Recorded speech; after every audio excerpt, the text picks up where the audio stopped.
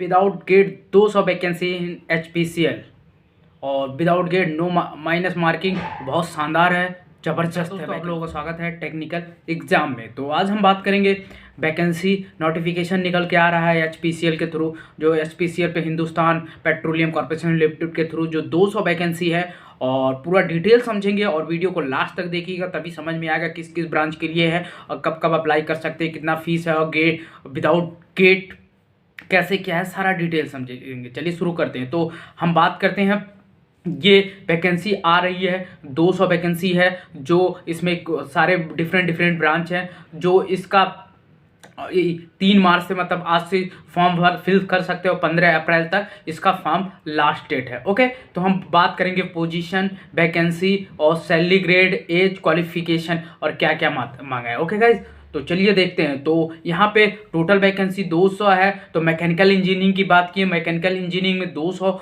में से 120 वैकेंसी है। सैलरी ग्रेड जो है E2 करके है, और मैक्सिमम एज 25 होना चाहिए। मैक्सिमम एज 20, इसमें मैकेनिकल और मैकेनिकल एंड प्रोडक्शन इंजीनियरिंग दोनों होना चाहिए। ओके, और ये सारी चीज़ें आपको मिल जाएगी। फिर सिविल इंजीनियरिंग की बात करें, सिविल इंजीनियरिंग में आपकी 30 वैकेंसी है, जिसमें E2 ग्रेड है। 25 आपका एज होना चाहिए, मैक्सिमम एज, और सिविल इंजीनियरिंग से होना चाहिए। ओके, आगे बात करते हैं नेक्स्ट ब्रांच में।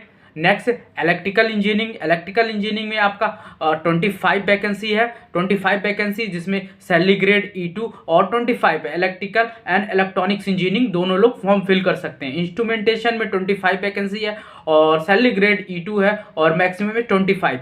तो ये अपॉर्चुनिटी ना हमेशा नहीं मिलती, क्योंकि ये PSUs गेट के थ्रू लेती है। इस बार क्या पता नहीं क्या है, इसलिए गेट का डिमांड इस बार कम होने वाला है 2022 में, इसलिए इस बार का पहले वैकेंसी खुद एग्जाम कंडक्ट कराएगी। सारा एग्जाम के बारे में देखते हैं, पूरा डिटेल समझते हैं। ओके, तो एजुकेशन मांगा है, क्वालिफिकेशन मस्ट बी 4 ईयर, आपका बीटेक होना चाहिए, और आपका 4 year BTech, minimum 60% marks for आपका जनरल, OBC और किसी EWS, और कैंडिडेट SC ST से जो बिलोंग करते हैं उनका 50% मार्क्स होना चाहिए। ओके, और CGPA में कन्वर्ट कर लीजिएगा। CGPA कितना है उसी के हिसाब से CGPA होगा। स्टूडेंट इन फाइनल ईयर भी अप्लाई कर सकते हैं। फाइनल, यहाँ पे सबसे बड़ी आ रही है फाइनल ईयर आल्सो एलिजिबल।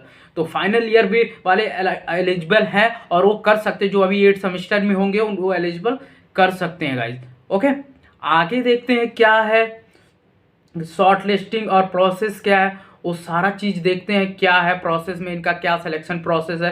तो सिलेक्शन प्रोसेस की बात किया जाए तो ये खुद एग्जाम कंडक्ट कराएंगे। इनका शॉर्ट लिस्टिंग जो है, इनका कंप्यूटर बेस्ड टेस्ट होगा और ग्रुप टास्क होगा, डिस्कशन और पर्सनल इंटरव्यू होगा। 3 स्टेजेज हैं उसके बाद आपका कंप्यूटर बेस्ड टेस्ट होने के बाद आपका, इसमें एक चीज़ और देखिए, यहाँ पे इन्होंने लिखा है कि नो निगेटिव मार्किंग। तो यहाँ पे इनका निगेटिव मार्किंग नहीं है गाइज।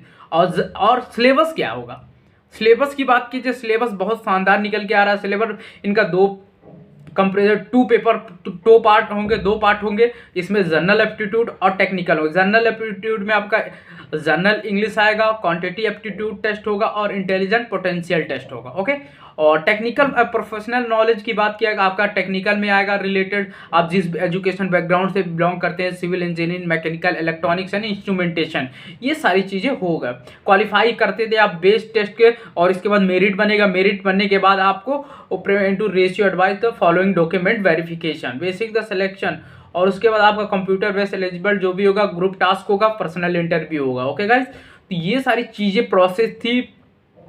और भाई कंप्यूटर बेस्ड टेस्ट का वेटेज जो होगा, अब ये भी दिए हैं कि कंप्यूटर टेस्ट वेटेज का आपका क्या होगा, 85% होगा। ये 85 मिनिमम 80 जो कंप्यूटर बेस्ड टेस्ट होगा ना, उसका 85% मार्क्स वेटेज होगा, और मिनिमम क्वालिफिकेशन मार्क आपका 50% होना चाहिए। और ये आपका ऑल कैटेगरी और मिनिमम क्वालिफिकेशन ओवरऑल मेरिट में जनरल एप्टीट्यूड प्लस टेक्निकल में 60% मार्क्स आपका जनरल और EWS का, और 54% SC ST और OBC का होना चाहिए। और ग्रुप टास्क होगा 5% वेटेज होगा, जो आपका GD कहते हैं। उसमें मिनिमम क्वालिफिकेशन आपको जनरल OBC और जनरल EWS के लिए 40% होना चाहिए, और 33.3% आपका SC ST और OBC हो रहा है। पर्सनल इंटरव्यू का 10% वेटेज है। मिनिमम क्वालिफिकेशन मार्क्स आपका 40% होना चाहिए जनरल और EWS का। और आपका 33% आपका SC/ST वालों का, और फाइनल स्कोरिंग आपका मिनिमम